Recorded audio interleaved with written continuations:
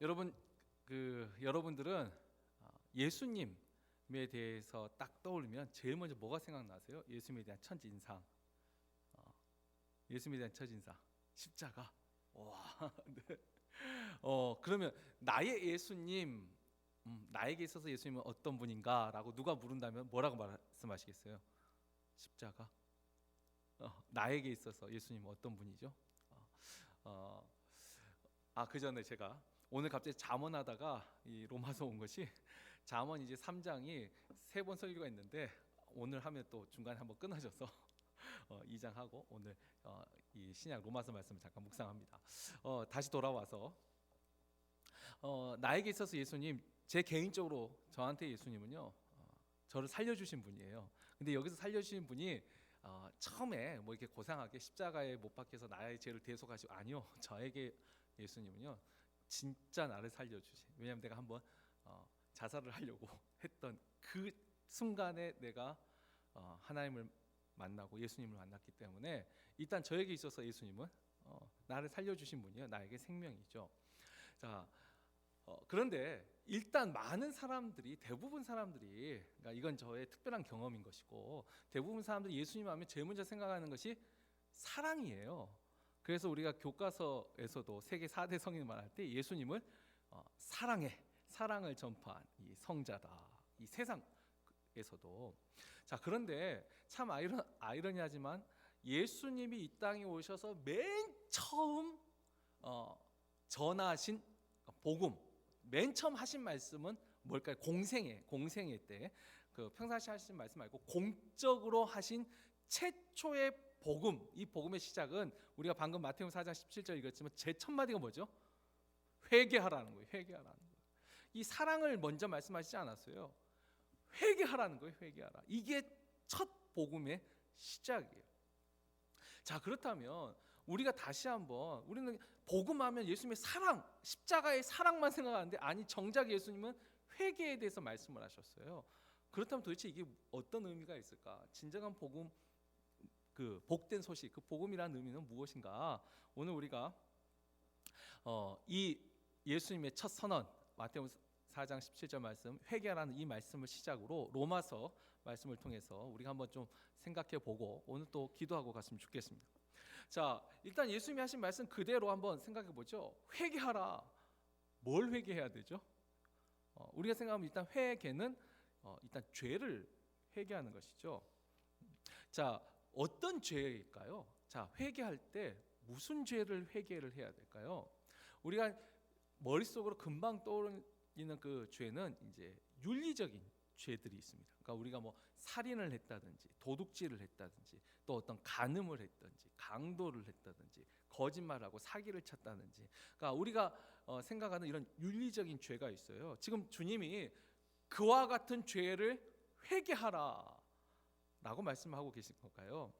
물론 이것도 포함이 되어 있죠. 그러나 주님이 말씀하시고 있는 회개하라는 그 다음 말이 뭐죠? 회개 다음에 이제 천국이 가까이 왔느니라. 이 천국이 곧 하나님의 나라 아닙니까? 근데 보세요. 이 거짓말하고 살인하고 간음하고 강도질하고 이 모든 것들은 사실 어떤 결과물들이에요. 죄의 결과로서 일어나는 것들. 우리가 그 힌트를 하나 어디서 발견할 수가 있냐면, 예수님이 바로 이렇게 이 공생애를 시작하기 바로 직전에 어떤 일이 있었죠? 40일간 금식하시고 그 금식하는 도중에 끝에 이 마귀 사탄으로부터 시험을 받는 장면이 나오죠. 근데 그 시험 받는 장면이 바로 앞구절이 있어요. 4장 그 17절 바로 앞부분에 있는데, 거기를 잘 보면은 우리가 잘 알듯이 마귀가 어떤 것으로 시험을 하죠? 일단 굶주렸기 때문에 떡을 가지고 그 다음에 성전 꼭대기에 데리고 올라가고 또 지극히 높은 산에 가서 예수를 시험을 합니다. 자, 그런데 거기에 주님이 각각 대답을 하세요. 사람이 떡으로만 살 것이 아니라 하나님의 말씀으로 살 것이다. 그리고 성전에 올라가서 꼭대기 올라갔을 때는 주 너희 하나님을 시험하지 말라. 그리고 지극히 높은 산에 가서 너가 나한테 절하면 경배하면 내가 이거 다 주겠다 그랬더니, 아니 너는 오직 하나님만 경배하고 하나님만 섬기라. 저 각각 그 의미는 있어요. 근데 오늘 설교의 이제 주제는 아니니까. 근데 잘 보세요. 이 모든 시험에 있어서 마귀는요, 마귀는 하나님을 빼고 말해요. 하나님이 없는 떡이고 성전 꼭대기고 하나님 없는 성전 꼭대기고 지극히 높은 곳이에요. 그러나 예수님은요, 그 모든 대답에 하나님의 말씀을, 또 하나님을 시험하지 마, 오직 하나님만 경배, 모두 다 하나님이 들어가 있어요. 그 대답 속에 거기에 힌트가 있죠. 지금 주님이 회개하라 라고 할 때 너가 살인한 죄를 회개하라, 너가 간음한 죄를 회개하라, 너가 거짓말한 죄를 회개하라, 그러면 물론 대부분 사람 다 걸리는데 그 중에 어떤 사람들은 뭐 나 회개할 것이 없는데, 그러면 나 아직 살인해 본 적도 없고 나 거짓말하고 간음한 적도 없는데.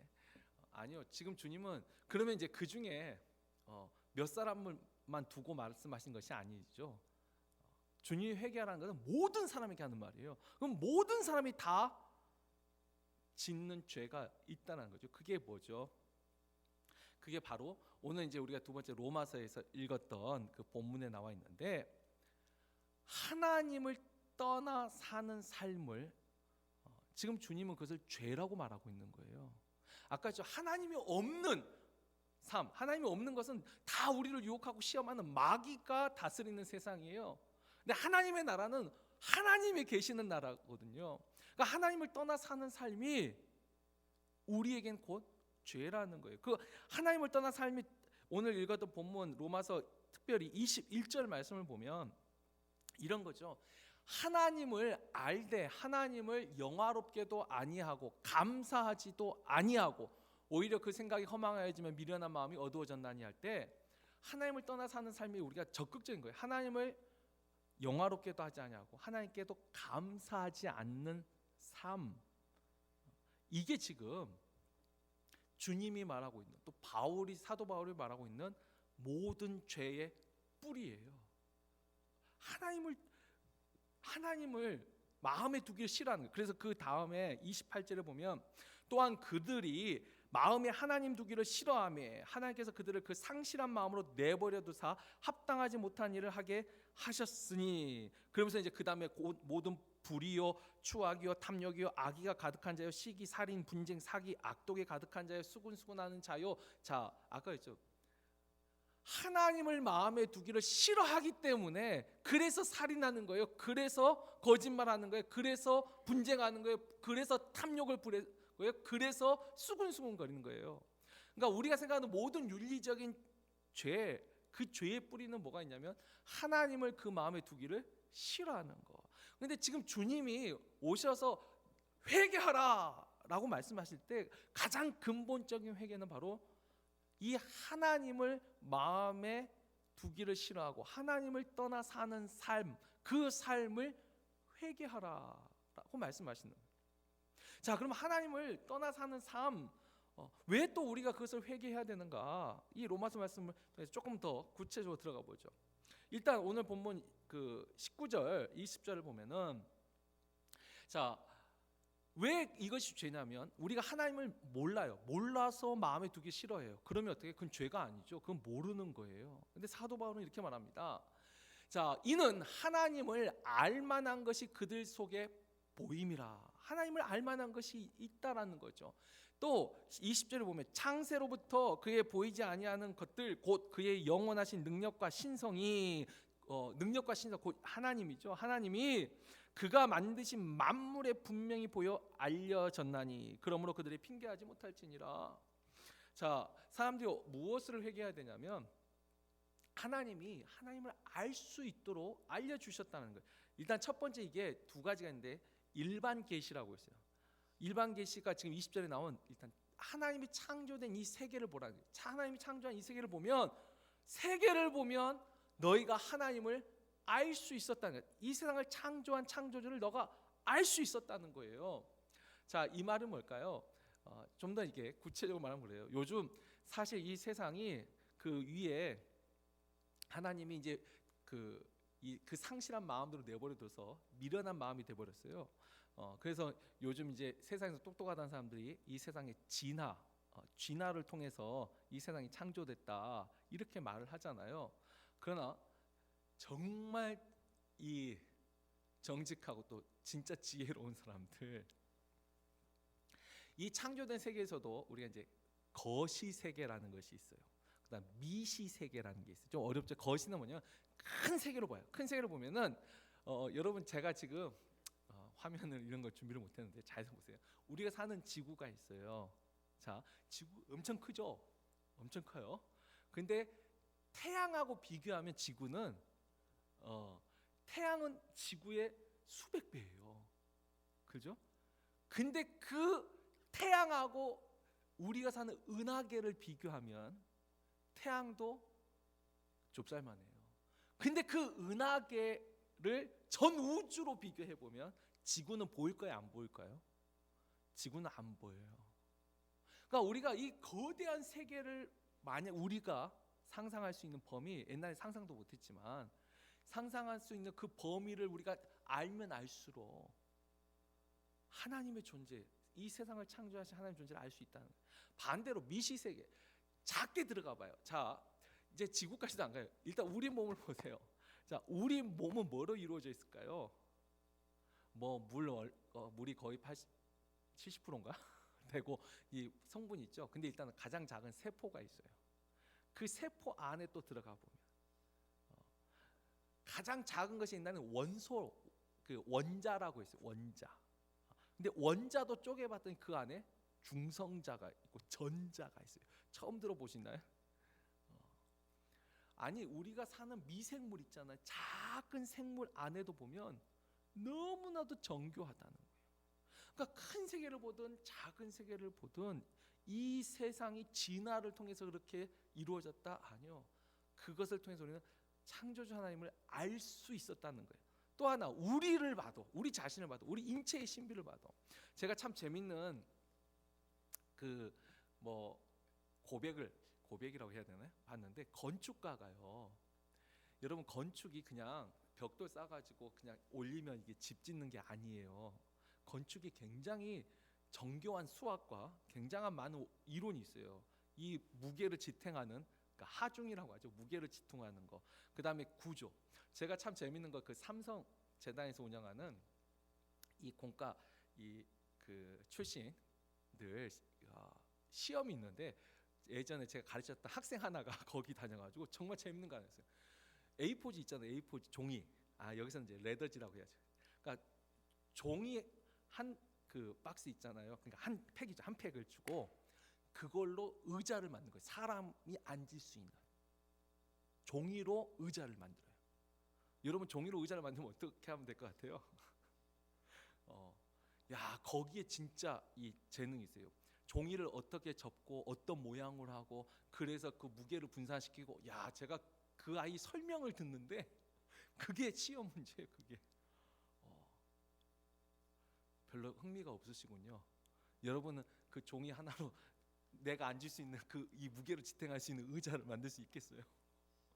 그만큼 복잡해요. 근데 그 이 숙제를 냈던 그 교수가 하는 말이 그 무게를 지탱하는 가장 최상의 구조가 어디 있냐면 우리 골반뼈라는 거예요. 인체에. 그 재밌는 이야기죠.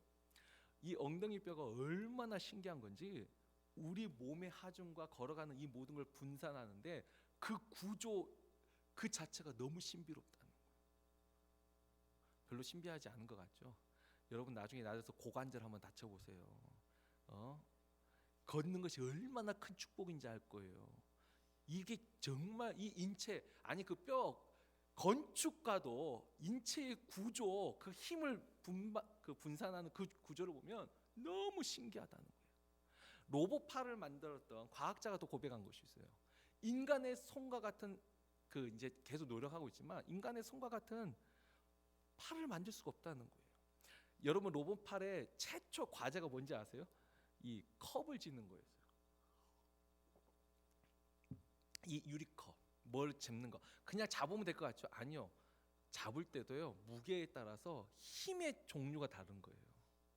이걸 조절 못하면 깨지는 거예요. 기계가. 무슨 말인지 이해되세요? 아니 그게 생각보다 우리가 생각하는데 간단한 것 같지만 물건을 잡을 때도 그 물건이 단단한 그러니까 경도라고 단단한 거 무게 그걸 다 계산을 하더라는 거예요. 이 로봇으로 농구를 하는데 로봇이 농구를 진짜 잘하죠. 근데 정해진 위치에서 정해진 각도와 정해진 힘을 입력하면 돼요. 그러나 아직까지 사람처럼 바람이 불고 할 때 머릿속에서 어떻게 계산하는지 모르지만 이걸 던져서 넣는다는 거예요.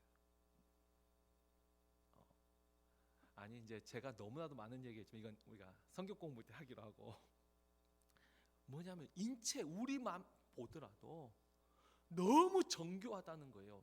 이게 그냥 저절로 어떤 세포에서 진화돼서 이렇게 만들어졌다, 그걸 믿는 사람이 더 신기할 정도로. 그러니까 하나님이 창조된 이 세상과 또 특별히 창조된 우리 자신, 그리고 우리 안에 이런 육체만 봐도 신기한데 우리 안에 있는 영혼의 존재, 마음의 존재, 이것까지 보면 너무 신기한 거예요. 신기한 게 너무 많아요. 하나님을 알만한 것이 분명히 있다라는 거예요. 자, 그런데 이런 것들이 있음에도 불구하고 하나님을 알지 못하고 그래도 하나님이 없어 말할 때, 그때 하나님이 이제 핑계하지 못할 가장 강력한 두 번째 계시가, 특별 계시가 있죠. 그게 뭐냐면 성경을 통하여서 하나님이 택한 사람을 통하여서 하나님이 직접 말씀하셨어요. 내가 이 세상을 창조하였노라, 내가 너를 만들었노라고, 내가 이 세상을 다스리고 있다. 자, 이처럼 하나님이 자신을 이 창조된 세계와 또 특별히 우리 인간 자신과 그리고 성경을 통하여서, 말씀을 통하여서 이렇게 하나님을 알려줬음에도 불구하고 어떻게 했어요? 사람이 21절에 그럼에도 불구하고 그 하나님께 감사하지도 아니하고 영화롭게도 하지 않은 거, 그것이 바로 죄라는, 그게 죄였다는 거예요. 우리가 주기도문의 첫 문장도 뭐죠? 하늘에 계신 우리 아버지여 이름이 거룩히 여김을 받으시오며. 하나님께 영광을 돌리는 것이 우리의 삶의 목적일 뿐만 아니라 조금 더 나아가면 그렇게 하지 않는 것이 뭐냐면 그게 죄예요. 그래서 또 이 하나님을, 하나님 앞에 감사하고 영화롭게 하지 않은 것도 죄지만 또 더 나아가서 더 큰 죄는 뭐죠? 그 밑에 이제 22절에서 23절에 있죠. 스스로 지혜 있다 하나 어리석게 돼요. 자기가 스스로 이 교만을 통하여, 이 교만이 또 죄의 가장 근본 뿌리는 하나님을 떠난 거고, 그 하나님을 떠나게 된 그 속에 스스로 지혜 있게 되려는, 하와가 이 아담과 하와가 사탄에게 넘어갔던 거지. 스스로 지혜 있게 되려고 그 교만과, 근데 그것이 오히려 더 어리석어서 어떻게 했어요? 썩어지지 아니하는 하나님의 영광을 썩어질 사람과 새와 짐승과 기어다니는 동물 모양의 우상으로 바꾸었다. 자, 이 당시에는 이제 이런 그 동물들이나 이런 우상이지만 오늘날 그럼 우리는 이런 잘못을, 이런 죄를 저지르지 않을까요? 오늘날 많은 사람들이 하나님께 영광을 돌리고 하나님께 감사해야 되는데 그 하나님의 그 영광을 무엇으로 바꿨어요? 지금 우리가 사는 시대는 물질로 많이 바꿨어요. 하나님의 영광을 물질로 많이 바꿨어요. 만몬신이라고 하죠, 우리가. 그리고 또 하나, 물질 다음에 뭐로 바꿨어요? 쾌락으로 많이 바꿨어요. 즐거움으로. 그게 도박이 됐든 게임이 됐든 뭐 어떤 약이 됐든 나의 즐거움으로 하나님의 영광을 바꾸었어요. 자, 그런데 여기서 우리가 하나 좀 더 깊게 생각할 문제가 있어요. 지금 이와 같은 이야기, 하나님을 떠나 사는 삶, 또 하나님의 영광을 이런 우상으로 바꾼 것이 불신자에게만 해당되는 말일까요? 지금 이 죄가 하나님을 모르는 불신자들에게만 해당될까요? 당연히 그들도 해당되지만 한번 좀 더 깊게 생각해 보세요. 우리 자신은 어떤가 한번 생각해 보세요. 우리도 지금 하나님을 알아요. 분명히 알아요. 근데 우리가 하나님의 영광, 하나님을 영화롭게 하고 하나님께 감사하는 삶을 살고 있는가? 아니면 하나님의 영광을 우리도 다른 걸로 바꾸고 있지 않은가? 좀 더 쉬운 예를 들어볼까요? 여러분 교회가 재밌어요? 여러분 교회 다니시니까 어떠세요? 재미있으세요? 재미있어야죠. 좋아해야 되죠. 기뻐해야 돼요. 그런데 그 재미가 어디 있는가 한번 생각해 볼 필요가 있어요. 우리가 하나님의 영광을 통해서 난 여호와로 말미암아, 내 구원의 하나님으로 말미암아 기뻐하고 즐거워하고 있는가? 아니면 다른 어떤 것으로 기뻐하고 즐거워하고 있는가? 그 다른 어떤 것이 뭐가 있을까요? 우리가 이제 좋은 표현은 성도의 교제지만 하나님 안에서의 성도의 교제예요. 근데 하나님을 떠나서 내가 사람과의 관계 속에서 기쁨과 즐거움, 혹시 하나님의 영광을 그것을 바꾸고 있지 아니한가? 내가 교회에서 하나님의 영광을 바라보고 있는가? 아니면 내가 제 자신도 그렇죠. 내가 목사니까, 장로니까, 권사니까 내가 이런 직분자로서 그런 것이 기쁜 것인가? 사람들에게 인정받는 것이 기쁜 것인가? 교회에서 하는 어떤 프로그램이 즐거워서 하나님의 영광보다 그걸 더 기뻐하고 있지 않는가? 그건 어떻게 하면 알 수 있어요? 내가 신앙생활을 하는데 하나님의 영광을 위하여서 신앙생활을 하고 있는가? 소위 말하면 왜 우리는 시험에 드는가? 왜 교회 가는 것이 힘들고 재미가 없어졌는가? 왜 나는 이 교회는 안 되고 저 교회로 가야 되는가? 우리가 그 문제의 뿌리를 한번 잘 살펴보세요. 과연 우리는 하나님을 내 마음에 모시고 하나님을 영화롭게 하고 하나님께 감사하는 신앙생활을 하고 있는가? 이게 과연 불신자에게만 해당되는 말인가? 한번 생각해 볼 필요가 있죠. 자, 아무튼 이렇게 하나님을 우리가 마음에 두기를 싫어하고 하나님 앞에 하나님을 영화롭게도 하지 않고 감사하게 하지 않을 때 하나님이 어떻게 하세요? 그게 이제 로마서 그 다음이 28절에서 31절 말씀인데, 아까 28절은 그렇죠. 마음에 하나님을 두기를 싫어함에 하나님이 그 상실한 마음을 내버려 두셨어요. 내버려 두시니까 이제 그때 일어나는 일이 뭐죠? 이거 한번 다 같이 읽겠습니다. 다 같이 읽습니다. 곧 모든 불의, 추악, 탐욕, 악의가 가득한 자요, 시기, 살인, 분쟁, 사기, 악독이 가득한 자요, 수군수군하는 자요, 비방하는 자요, 하나님께서 미워하시는 자요, 능욕하는 자요, 교만한 자요, 자랑하는 자요, 악을 도모하는 자요, 부모를 거역하는 자요, 우매한 자요, 배약하는 자요, 무정한 자요, 무자비한 자라. 아멘. 제가 이거 하나하나 다 설명할 필요 없겠죠. 하나님을 두기 싫어하니까 이런 일들이 생기는 거예요. 우리가 교회 안에서도 왜 수군수군거려요? 왜 비방거려요? 그 뿌리는 우리가 우리 안에 하나님을 영화롭게 하려는 마음보다 나를 스스로 지혜 있다 생각하며 나를 드러내려고 하기 때문에 이런 일들이 생각나는 거죠. 결국 잘 보세요. 주님이 처음 말씀하신 복음, 회개하라, 그 말에는 하나님을 떠난 삶을 회개하라는 거예요. 하나님을 영화롭게 하지 않냐고 하나님 앞에 감사하지 못한 그 삶을 회개하라는 거예요.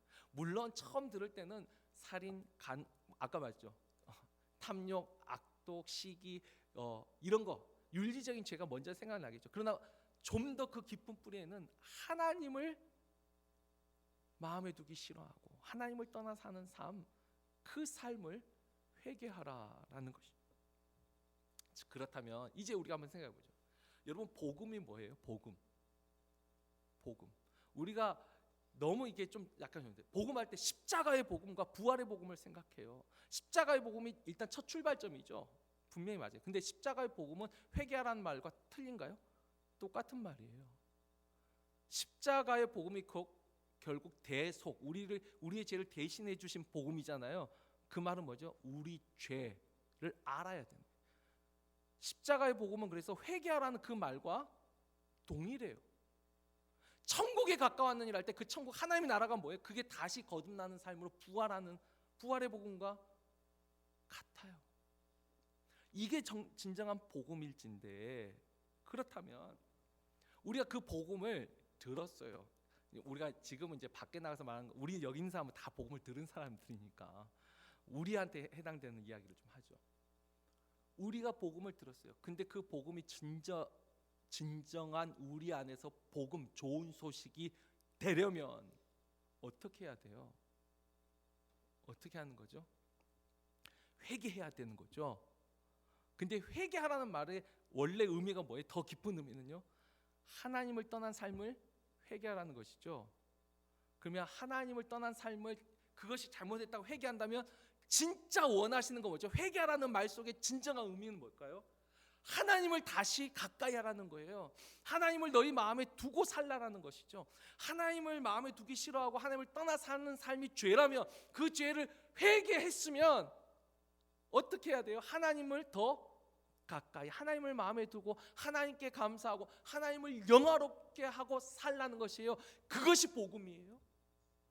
그래서 우리 안에 복음이 되기 위해서는 진정한 복음이 되기 위해서는 예수님이 내 죄를 다 용서했으니까 어떤 죄를 지어도 되는 것이 아니죠. 회개만 그 의미가 아니죠. 더 적극적인 것은 뭐죠? 그 하나님 앞에 더 가까이 가는 거예요. 우리가 하나님께로 더 가까이 가지 못하면 그 복음은 우리 안에 더 이상 복음이 되지를 못해요.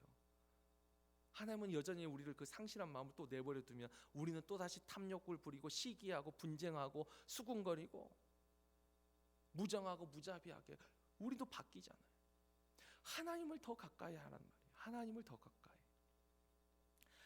제가 그래서 한 구절 우리 말씀을 한번 또 나누고 이제 말씀을 맺겠습니다. 야고보서 4장 8절 말씀인데 야고보 4장 8절 말씀 우리 다 같이 읽겠습니다.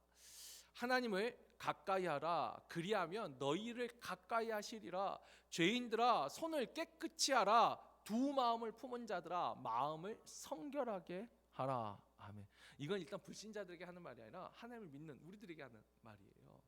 하나님을 가까이 하라는 거예요. 마귀는 대적해야 되고 하나님을 더 가까이 해야 돼요. 근데 하나님을 가까이 한다는 말의 의미가 뭐죠? 하나님을 가까이 한다는 말의 의미 야고보는 그걸 두 가지로 말하는데 이것이 우리에게 유익할 것 같아요. 첫 번째는 뭐냐면 손을 깨끗이 하는 거예요. 여러분 손을 깨끗이 한다는 것은 열심히 씻으라는 게 아니에요. 이 손은 아니고 행위를 고치라는 거예요. 어떤 행위를 고치라는 거죠? 그게 아까 이제 예를 들면 로마서 아까 1장 29절 31절에 나왔던 거 탐욕과 시기하고 분쟁거리고 수군거리고 부모를 거역하고 무정하고 무자비하고 이와 같은 행위들을 고치라라는 거예요. 우리가 교회 안에서도 마찬가지. 교회 안에서도 진정한 복음, 하나님을 영화롭게 하고 하나님을 감사하게 하려면 어떻게 해야 돼요? 우리 입술의 열매부터 고쳐야 돼요. 행위를 고쳐야 돼요. 내 손의 행위를 고쳐야 돼요. 그럴 때 하나님이 또한 우리를 더 가까이 하세요. 그럴 때 하나님이 우리에게 주시는 마음의 평강과 기쁨과 구원의 즐거움이 있는 거예요.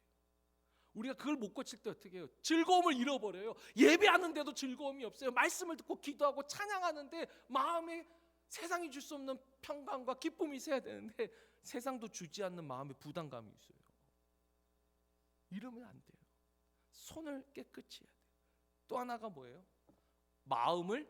두 마음을 품은 자들아 마음을 성결하게 하래요. 두 마음을 품은 자들아 마음을 성결이 뭐예요? 거룩하게 하라. 깨끗하게 하라.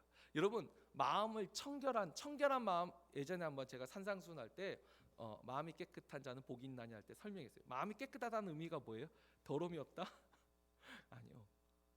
깨끗하다의 원 의미 중에 하나의 마음을 갖는 거예요. 한 마음을 갖는 거예요. 두 마음을 갖지 말라는 거예요. 두 마음. 하나님 앞에서 두 마음을 품지 말라. 의심하지 말라. 우유부단하지 말라. 또 내가 디자인한 하나님을 믿으려고 하지 말라. 두 마음을 품지 마요. 오직 한 마음, 하나님만을 영화롭게 하려는. 우리가 하나님의 중심으로 살려고 힘쓰는 거. 여러분 그게 복음의 시작이에요. 우리가 하나님 중심으로 살려고 힘쓰고 하나님께로 더 가까이 가려고 하는 게 그게 복된 소식의 첫 출발점이에요. 그렇게 될 때 하나님이 우리를 더 가까이 하시고 그제서야 하나님이 우리를 다스리는 진정한 천국, 이 땅에서 이루어지는 천국과 영원한 천국을 하나님이 우리에게 주시는 거죠. 우리에게 부활의 영생을 하나님이 그때 주시는 거예요.